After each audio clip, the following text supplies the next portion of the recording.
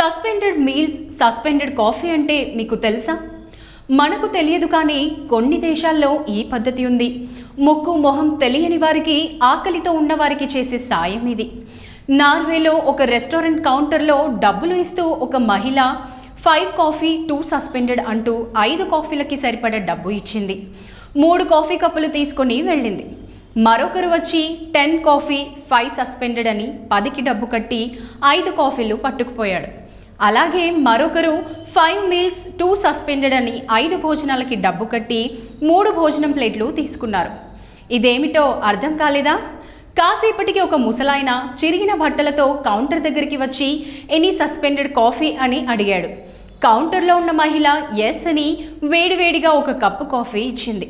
ఇంకొక పేద వ్యక్తి వచ్చి ఎనీ సస్పెండెడ్ మీల్స్ అని అడిగిన వెంటనే ఆ కౌంటర్లో ఉన్న వ్యక్తి ఎంతో గౌరవంతో వేడివేడి అన్నం, పార్సెల్ మరియు నీళ్ల బాటిల్ చేతిలో పెట్టాడు.